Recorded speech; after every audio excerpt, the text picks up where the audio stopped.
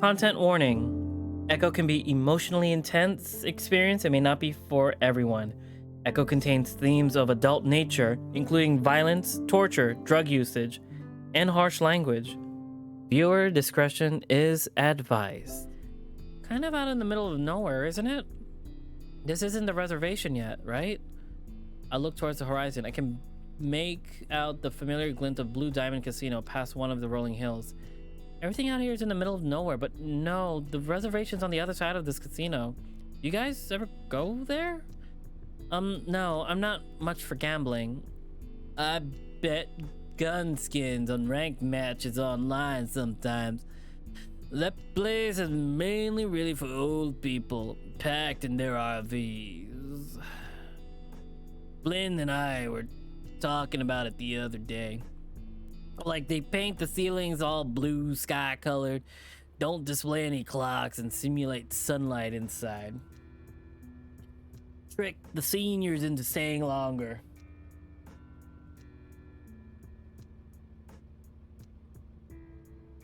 Un momento, po fi, bor.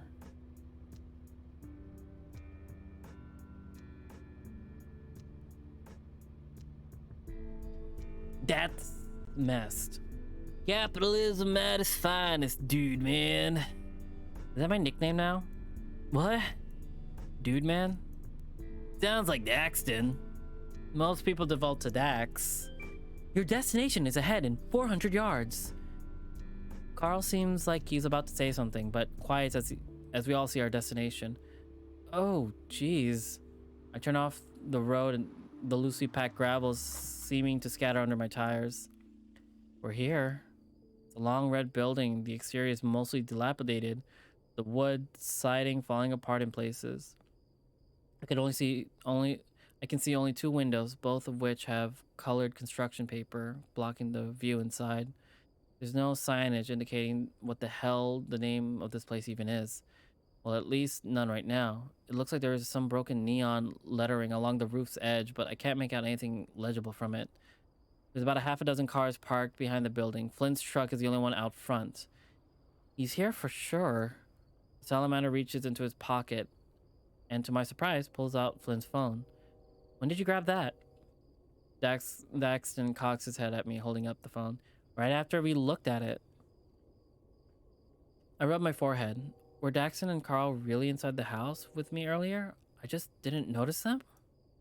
You okay, Chase? Nervous about talking to Flynn? Just pretend he's in his underwear.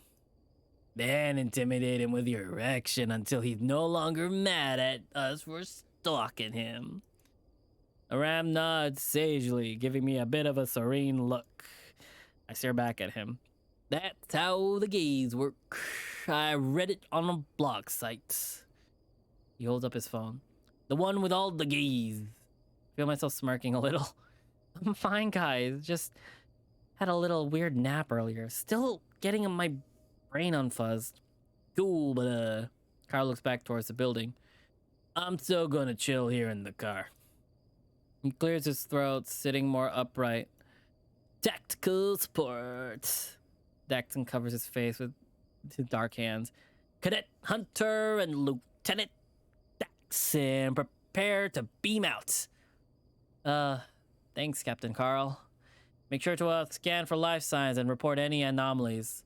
Oh, God. Daxton exits the car in embarrassment. Oh, no, man. Lieutenant Daxton beamed out too early. His particles are destabilizing. Jesus, I hear enough of this stuff moderating the roleplay sub forum. I don't need it to hear it IRL. He walks up to the front of the window, seemingly trying to peer inside, though one of the gaps of the construction paper. I open the door, about to head in, when I feel Carl's paw on my shoulder. Hey, man.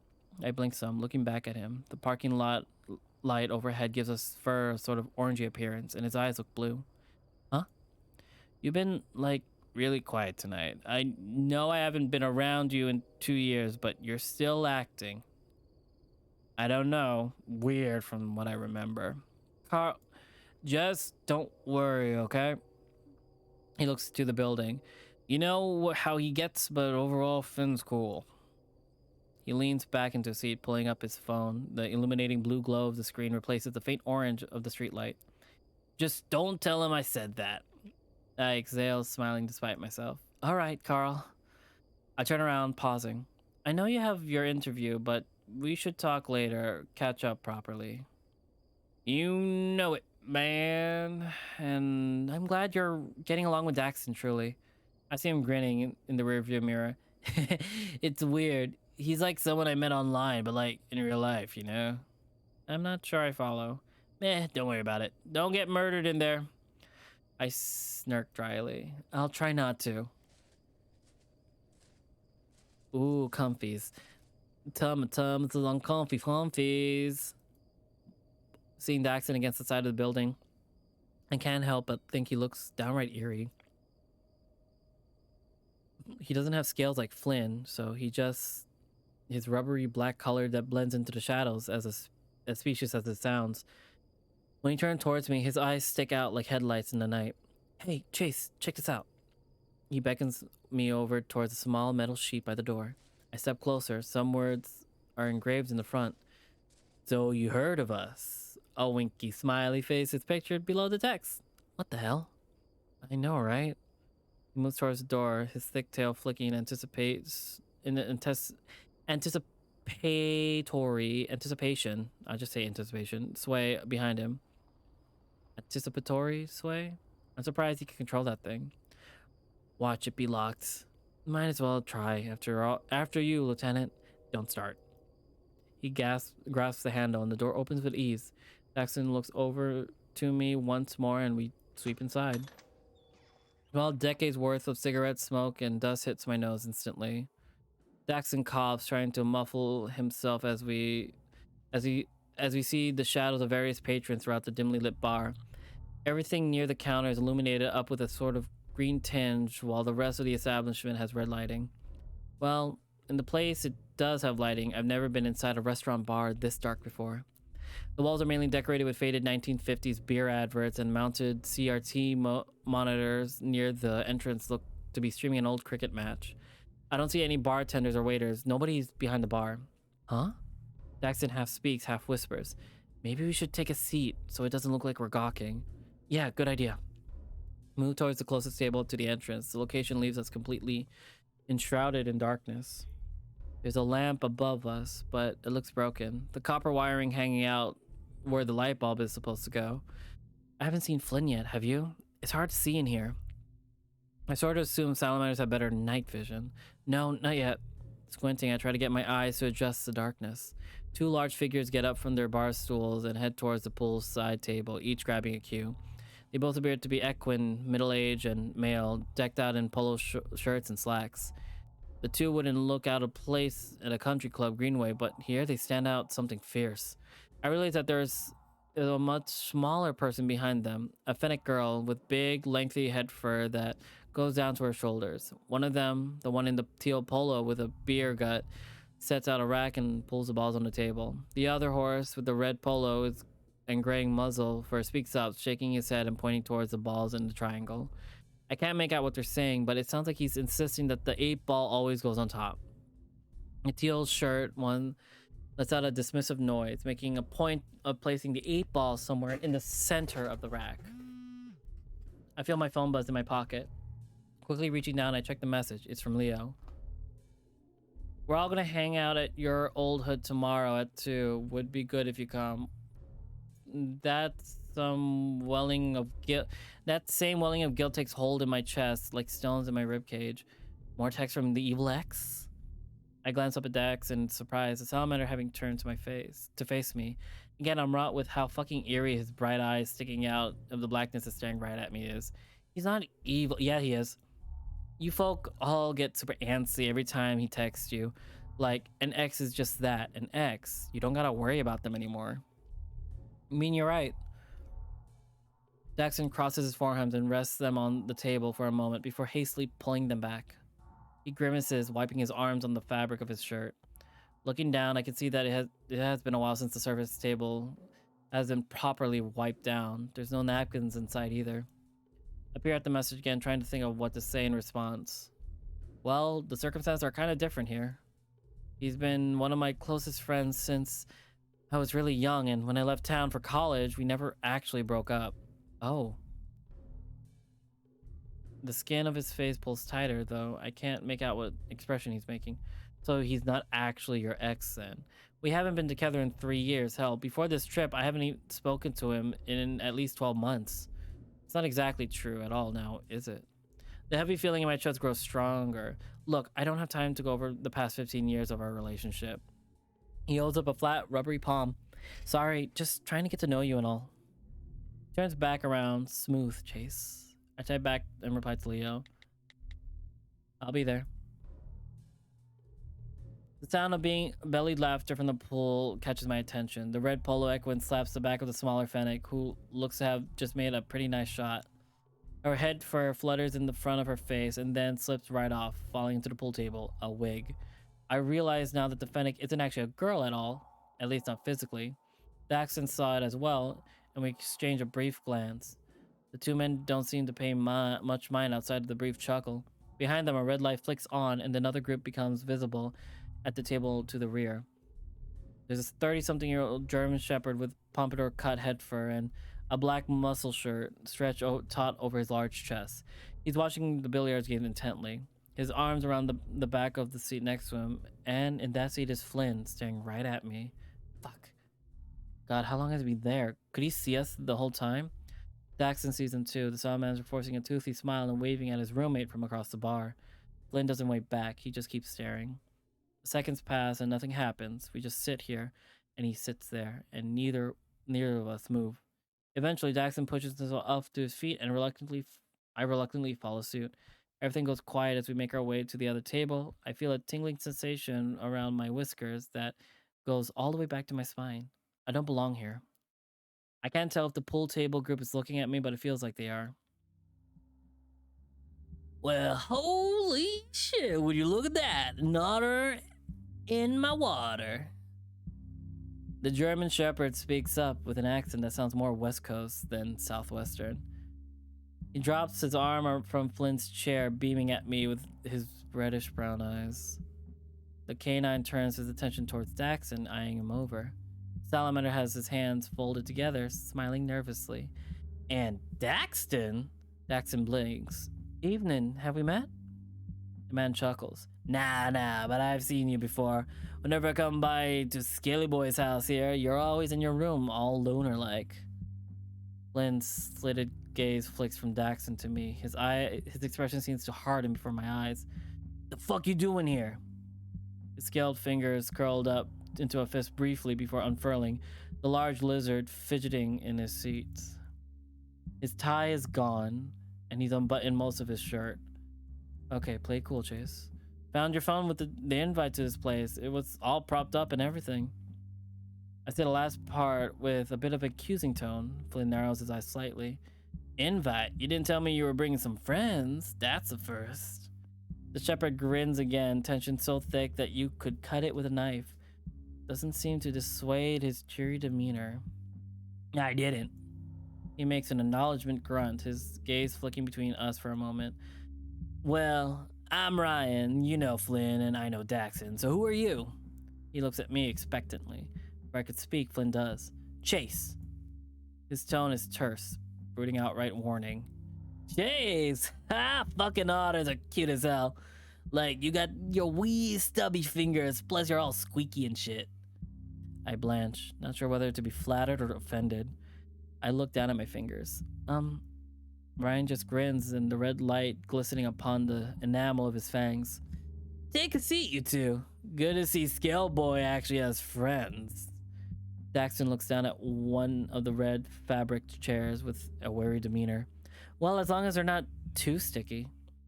This elicits a throaty crackling cackle from the dog. It's a part of the charm. Oh, much like yours? Oh, fuck me, man. Good one. I take a seat across Flynn, who's now staring at the wall. Glancing over, I notice Daxton had been standing with his hands folded behind his back, his posture completely vertical, just like Capital Amicus does in Adastra. Salamander scoots past and takes a seat beside me. He fishes out Finn's phone from his pocket and slides it over to him across the table. Flynn looks at it for a good 3 seconds before snatching it and shoving it back into his pocket. You're welcome. I didn't ask for this. Daxton just shrugs indifferently. Flynn looks at me again, his expression less intense, but still a frown. Hi. A quiet yet hi. Hey. Shrill tone peeps up from behind us. Turning, I see the gender-ambiguous fennec fox from earlier. They quickly walk past us, tugging lightly on Ryan's shirt. They mumble something I can't quite make out, and Ryan practically coos back at the little fennec. He reaches up, squeezing their waist, and they make a little erp sound. Ryan pulls out his wallet, withdrawing a few bills, and hands them to the fox. The middle-aged horse duo walks up as well, cues and grasps. The one with the red polo bumps into the fennec, resting a hand on their shoulder. They flinch initially before a sheepish smile forms upon their lips. The fennec spins around clumsily, nearly toppling over the table. The older male catches them and keeps them in place. Easy now, desert cutie. They wrap their arms around the equin's girthy midsection, their paws gingerly patting at the back pockets. Oh, you want some money for something for that bar, sweetheart? Don't know where the tender's gone and ran off to. Red Polo fetches a $20 bill for the fox, placing it in the little one's maw. They're treating them like a youngling, but the fox looks like at least 30 years old from the sagging of their face and splotchy fur. Of fucking course. Casey's doing that bidding war bullshit. Flynn takes a swig of his booze. The older men stare at him, suddenly looking a bit uneasy. Red Polo turns, trying to usher Casey away towards the main counter. However, the fox seems to resist.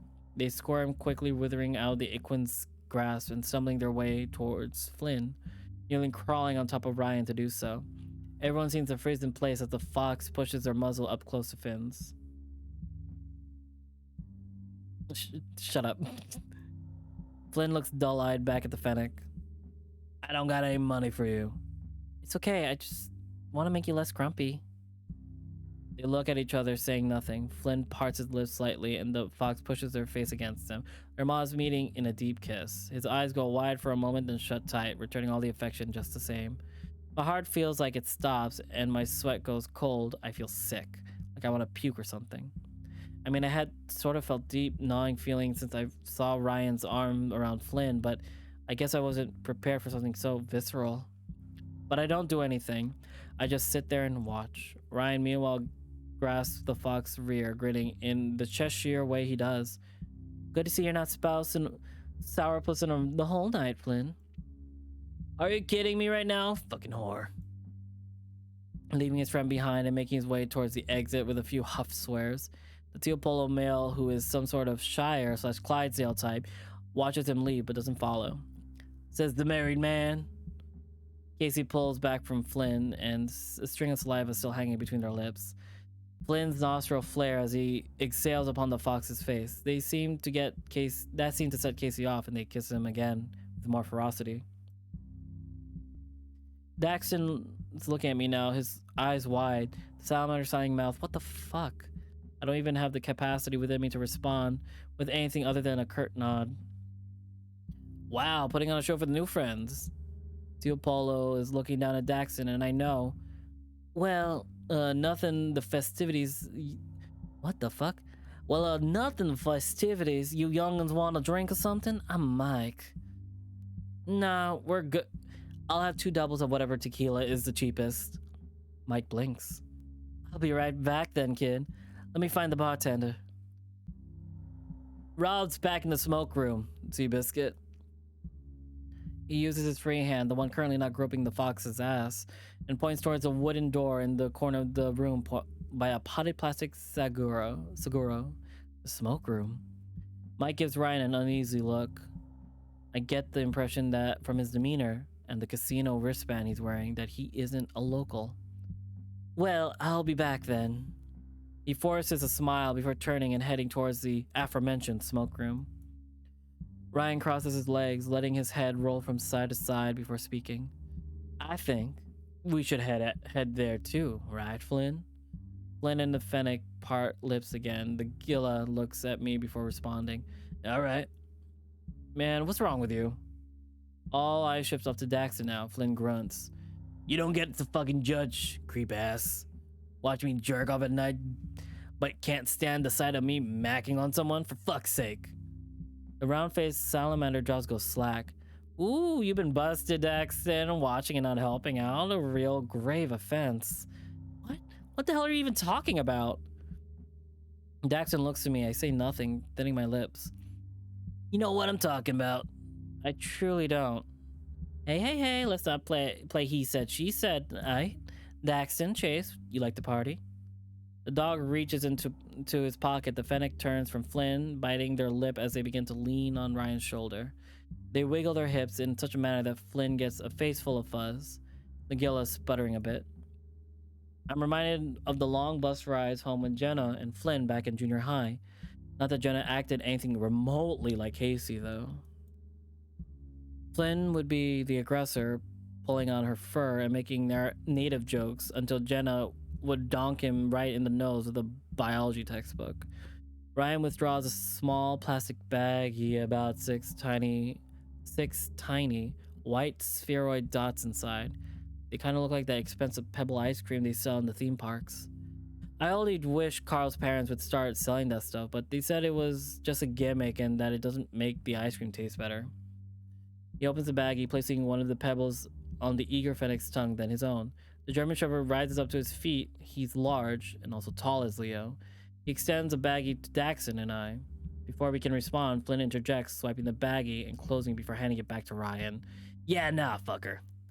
You deciding for them? Bit rude, man. This shit ain't addictive unless you're depressed or something. Daxton got a heart condition, and I'm fucking pretty sure Chase got a drug test for summer internships to worry about. Daxton crosses his arms over his chest. Yeah, I'm good. Candy from strangers and that whole business, too. Speaking of, Mike comes out from the corner door, 2 drinks in his grasp. He has sort of a blank expression as he sets them down in front of me. You have fun back there? You have fun back there? Ryan quickly deposits the baggie back into his trousers, pushing his chair in. Flynn stands up as well. Didn't have time for fun. Had to tend to Kid Boozy here. Kid Boozy? That sounds like one of those urban rap types. You spinning rhymes, Chase? Ryan chuckles. I look down at myself, then back up. Fuck no, he doesn't. I seen Chase do cowboy poetry back at school. Not a petty sight. He looks at me, seeming uncaring of the fact that Case is now all up on Ryan and not him.